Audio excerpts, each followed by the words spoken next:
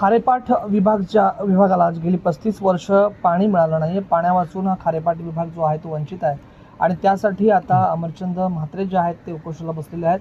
उपोषणाचा 7वा दिवस आहे, मात्र अद्यापर्यंत प्रशासनाने कुठल्याही पद्धतीची दखल घेतली नसल्याचा आरोप देखील त्यांच्याकडनं केला जातोय. थेट उपोषणकर्ते आपल्यासोबत आहेत, त्यांच्याशी आपण बातचीत करूया. काय सांगाल, 7वा दिवस उपोषणाचा आहे. 50 ते 60 गावं आणि अनेक वाड्या असलेल्या या खारेपाट विभागामध्ये जवळजवळ 35 ते 40 वर्षापासून पाण्याचा प्रश्न हा प्रलंबित आहे. अनेक वेळेला निवडणुका होऊन गेल्या. प्रत्येक निवडणुकीला पाणी ह्या मुद्द्यावरच निवडणुका लढवल्या जातात, निवडणुका होऊन जातात, परंतु मुद्दे तसेच राहतात. मग निवडून आलेल्या सत्ताधाऱ्यांना आठवण करून देण्यासाठी आमचे ग्रामस्थ वेळोवेळी चक्रा मारतात, त्यांना काय आवाज जात नाही.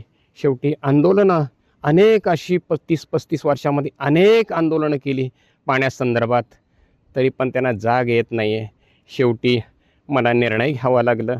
स्वतः ते दुःख पाहत नाही आया बहिणींचं की 15 ते 20 दिवस त्यांना पाणी नाही, पाण्यासाठी वणवण फिरतायत. नवरा बायकोमध्ये भांडणं होत आहेत केवळ पाण्यासाठी.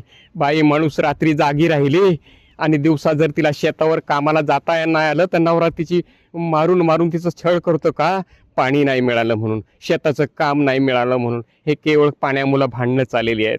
शेवटी मी अनेक वेळा उपोषण केलं आणि गेल्या 8 तारखेपासून मी आता 7 दिवस झाले आज आमरण उपोषण करत आहे. मी शासन आणि प्रशासनाला असं वाटत असेल, मला वाटतं की अरे बाबा, तू एक मेलास तरी आमच्या काय कानावर आवाज पोचत नाही.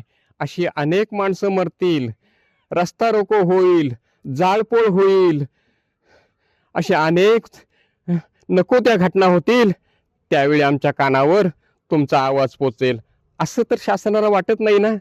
मला तर असंच वाटायला लागलं आहे. म्हणून माझी विनंती आहे शासनाला आणि ग्रामस्थांना की आपण सगळ्यांनी सावध होऊया.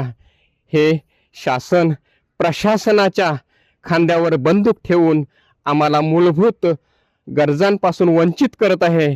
कारण त्याचं एक आहे, आता MMRDA सारखा फसवा आणि घातक हा प्रकल्प येऊ पाहतोय, जेणेकरून ह्या मूलभूत गरजा त्यांच्या भागवल्या नाही ना तर हे शेतकरी आपली जमीन विकून जातील.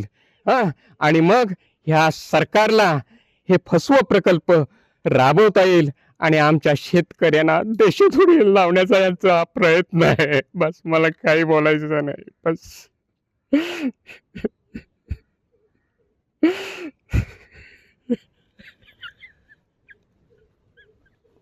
मला नाही दुःख आहे पावत. मला असं वाटतं मी 70 वर्ष जगलो सुंदरपैकी परिवारामध्ये, पण मी म्हटलं अरे 70 वर्ष मी परिवारामध्ये जगलोय, परिवारासाठी करतोय, पण या पृथ्वी तलावरती, या मायभूमीवरती हे दुःखाने ही माझ्या माय माऊली पाण्यासाठी तडफडतायत आणि मी हे पाहत असेन तर जगून फायदा काय? मग हे दुःख पाहत असताना, हे अन्याय पाहत असताना, हे अन्याय पाहून जगून मरण्यापेक्षा मरून जगलेलं बरं, मरून जगलेलं बरं.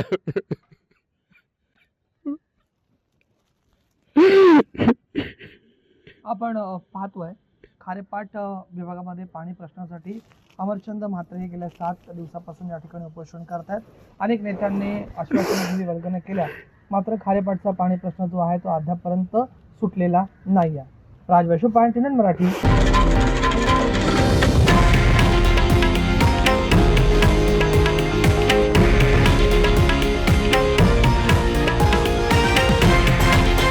हे आहे देशातील नंबर 1 न्यूज नेटवर्क आणि आपण पाहत आहात TV9 मराठी, एकमेव.